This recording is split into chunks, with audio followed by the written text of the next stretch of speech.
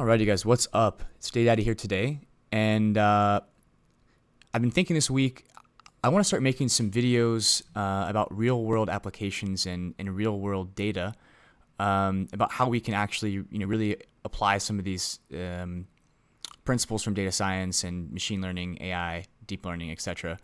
But at least today is going to be a relatively simple one, and it's going to be really more data analytics geared. But I've been seeing so much recently in social media, be it TikTok, Instagram, whatever, about like home prices and the median household income, like you see here, and also rent prices. I think that was actually one of the major ones, or one of the most astonishing figures I saw.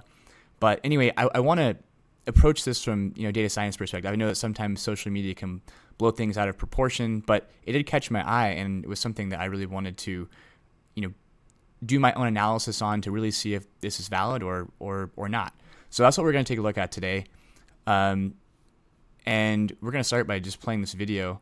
And as you can see, looks like there's quite a disparity. Getting into the 80s, early 90s, it's coming back together. And then it tracks for most of the 90s, getting a little closer. And then I think, things start widening out here towards the end, especially when you get more towards the 2010 and mid 2015, 2016-ish. Oh, okay, never mind. The housing bubble burst. Yeah, that's right. That makes sense. And then, yeah, okay, that was right. I was just a little early. But anyway, you guys get the picture. It's really widening out. Home prices are, getting really high. Household income is lagging. So, how can you expect to pay for a house, at this point in time? I guess is the argument that's being made here. So let's take a look. And just by the way, I got this. I literally just Googled home price versus income on TikTok, and I found this video. So, they're pretty prevalent out there.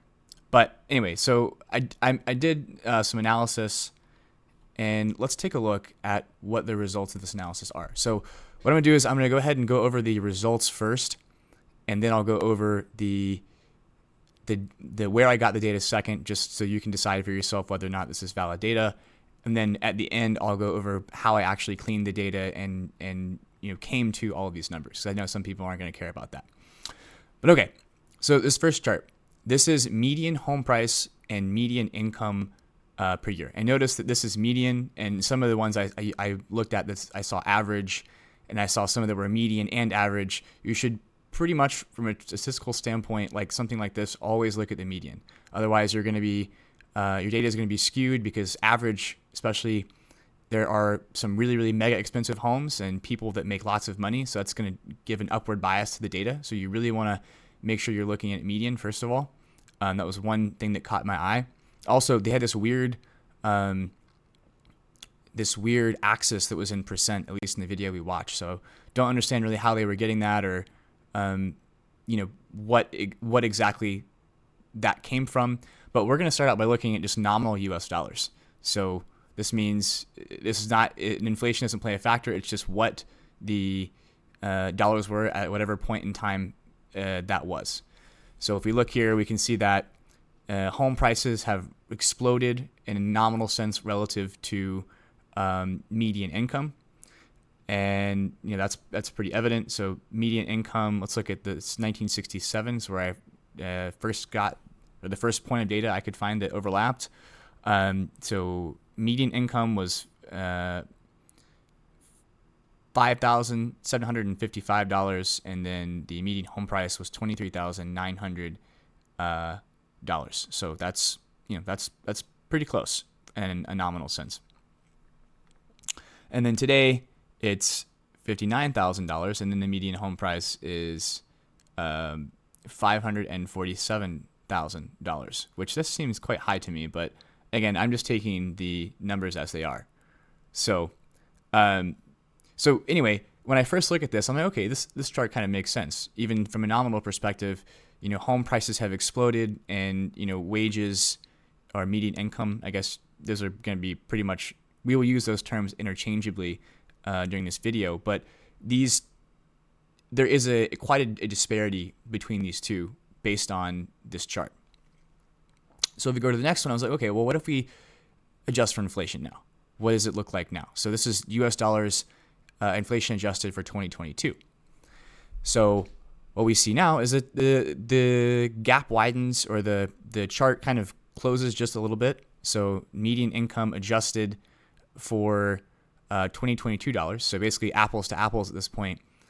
The income in 1967, median income was about 47.5, and median home price was about $200,000. So, still a spread, but not quite as bad as what it was when we looked at it nominally. And then again, here is 59,000 and 47,000. So exactly the same, because we are in today's dollars. Although I guess it is 2023 and 2024. So, not quite today's dollars, but at least 2022 dollars, a lot closer to our dollars from an inflation adjusted perspective. Okay. So, and then I thought, okay, well, but that's whenever you buy a house, that's not really the way that you approach things, right? So just speaking specifically or hyper-focusing on home buying, do people have enough money in their pockets to actually buy a home at this point in time? Or, how does it compare to other points in time? So I thought, okay, well, we need to look at this from a monthly perspective, because people pay their mortgage payments on a monthly basis. So really we need to look at monthly income versus monthly mortgage. So if you look, we can see, okay, this is 1967, and again, this is 2022, and this is monthly or median monthly income. So, it does stay pretty flat, and again, this is inflation adjusted. But for the most part, we've only had two big spikes since mid 60s all the way to now, where we've really had a huge increase in the monthly cost of owning a home. For the most part, it's stayed pretty much, I don't want to say stagnant, but it's stayed fairly consistent over the rest of the time. So I was like, okay, what is really the driving factor here, and what is really, causing this? And the simple answer is interest rates. So what I did next is, now I want to look at, where I thought, what is really the way to tell how difficult it is for somebody to be able to own a home. And when you get down to brass tacks, it's the amount you're going to pay for your mortgage, the amount of your income that actually is. So for example, this is mortgage percent of income, or how much of your total monthly income goes to mortgage. And again, this is median income, and this is the mortgage rate calculated by the average interest rate in whatever particular year it is. So in green here, we have the mortgage percent of income. So basically in 1980, it was the all-time record. It cost you on average, or in the median, I guess I should say, it would have cost you almost 70%, 69% of your income would have gone to your mortgage if you fall in the median income for Americans. And if we look here today, similarly in 2022, and it's probably relaxed a little bit since then, but 68% of your income would go to mortgage if you fall around that median income area. So certainly things are bad now, it seems, from a relative perspective. But for a lot of our parents, this is when they were growing up and starting to buy a home, and it was also very bad. So I guess the point I'm trying to make is really the bad guy here is interest rates. And I know that this is an interest rate of almost 13%, and this is only looks like 6.2%. But there's some other supply and demand dynamics that happened here, as a result of a COVID shutdown that are kind of unprecedented. But the point I'm trying to get at here is these diagrams I see from like TikTok and Instagram and different social media things, they really don't, they're not as objective and all encompassing as I think that they should be. And when you really look at these things, there's a lot of things to take into account. Yes, there have been better periods over time in which, you could have bought a house for a lot less of your monthly income. But, as a general rule, this has only been around for a short time, and it does mirror a lot of what happened in basically 75 all the way through to, I guess we can be generous and call it 82. So these were not really great years either. And for a lot of older people, they, lived and purchased homes, through these times. So I just wanted to, not say any one thing or the other as far as what this data means, simply to say that my findings are quite a bit different than what have been put out on social media. And I think that this is just a good example that history does kind of repeat itself. And, you may not have been around long enough or, have had the experience to see that it has come before. But really, at the end of the day, history does repeat. And I guess to use an old adage, nothing is really new under the sun. So anyway, guys, I hope you enjoyed this video. Now I'm going to go or enjoy the results of this video. I'm going to go now and I'm going to look at or show you where I got this data. So let's go ahead and close out of this. We will, let me pull the browser back up. And so the first one is I looked at the census data for household income, and I looked at table 3. So this is mean household income received by each fifth and top 5%. So again, there's a ton of analysis you could do just for this video. I'm not even sure if people are going to enjoy this or, there's going to be, you would like to see more. So anyway, if you would like to see more, please just let me know and drop a comment and I can do a more in-depth analysis or on a different suggested topic. I love kind of diving into this kind of data. But anyway, so got the income from the Census Bureau or the census.gov website. And then I looked at the St. Louis Fed or the St. Louis Federal Reserve for the economic data, and they had home prices. These are average sales, mind you, but this is average, but I found median and average sales. So yes, they do have median sales. So I'm sorry, I say the wrong link, but I actually did use the median sales price. So I'll link this in the video description instead of the one that I'm showing you now. And then finally, for the interest rate data, I went to the Bureau of Labor and Statistics, and I basically dumped out from 1967 to 2022. And then I used this data. So, you can decide for yourself whether or not you think this is valid.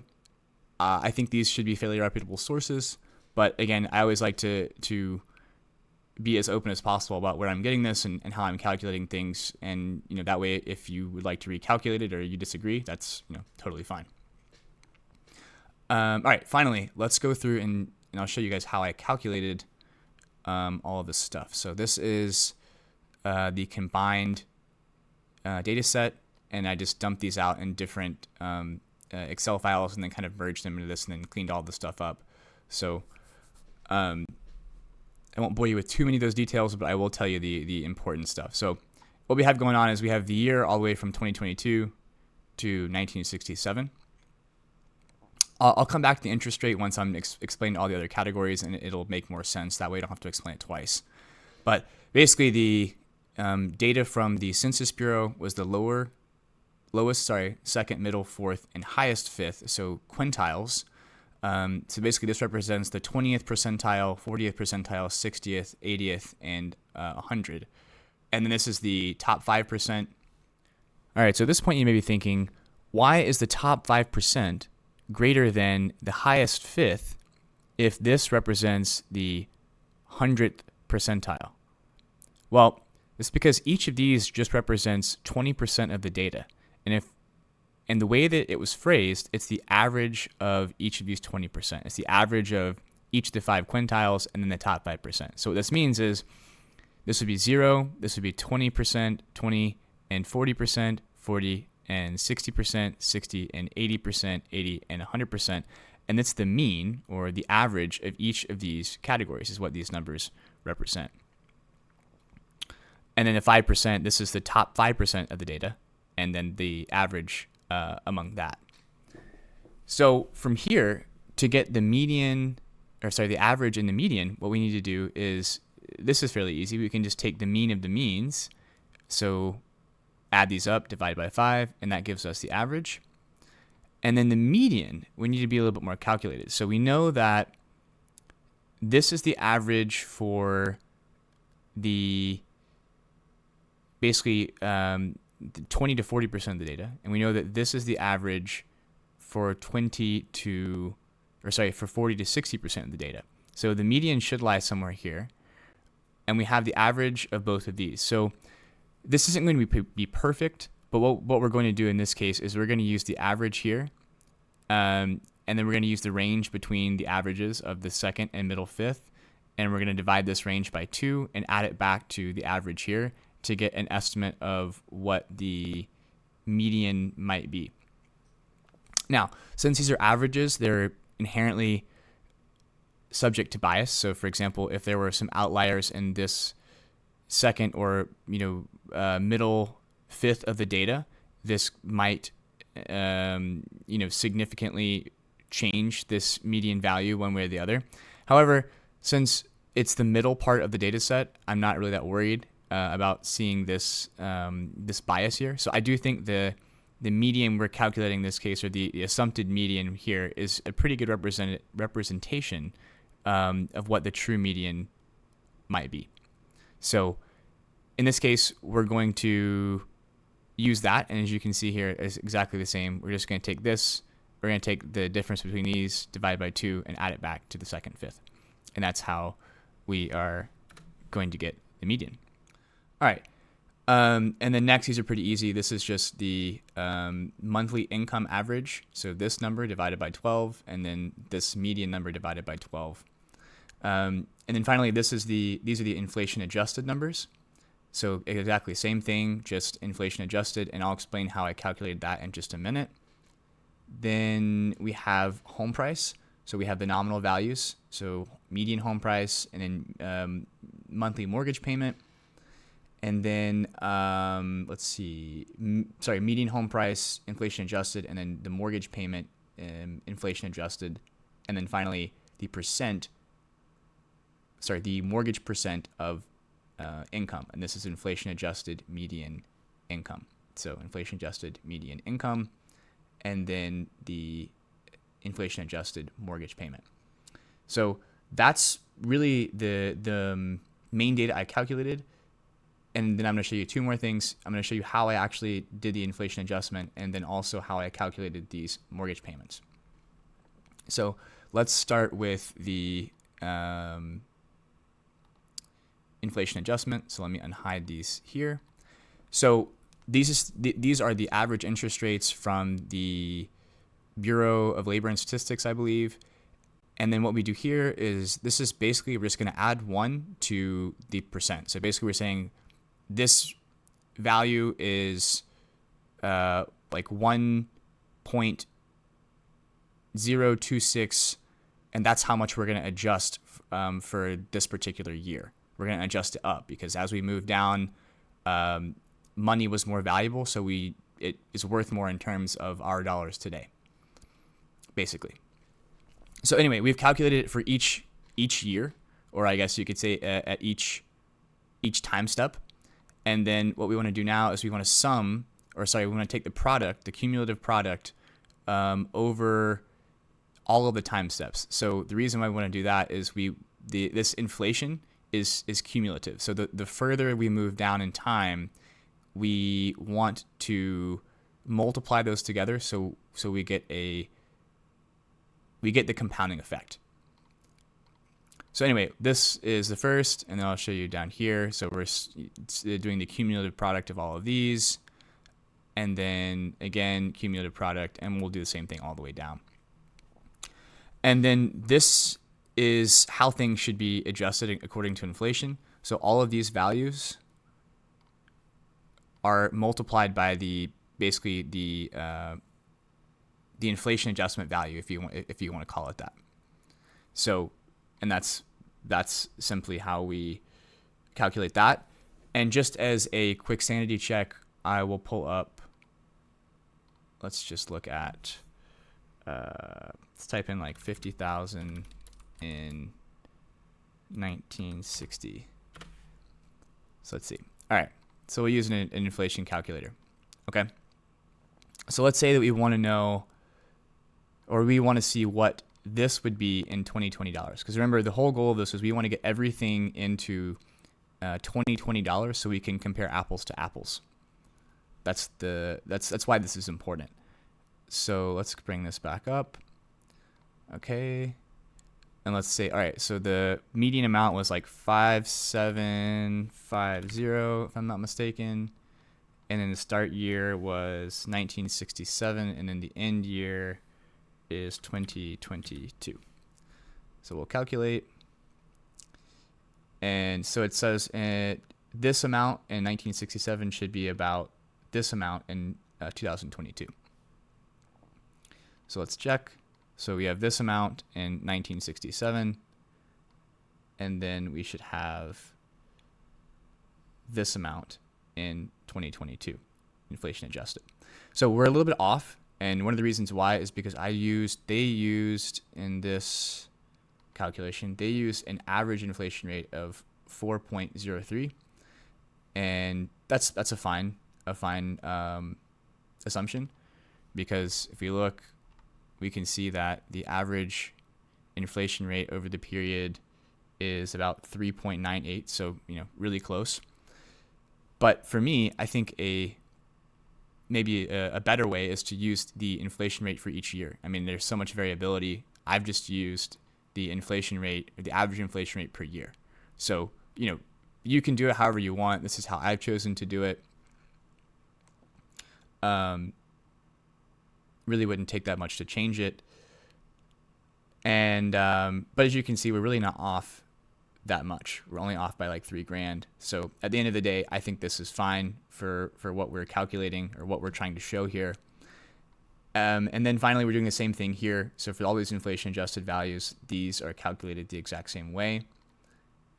And finally, we want to calculate, or I want to show you how I calculated the mortgage payment. There's a really nifty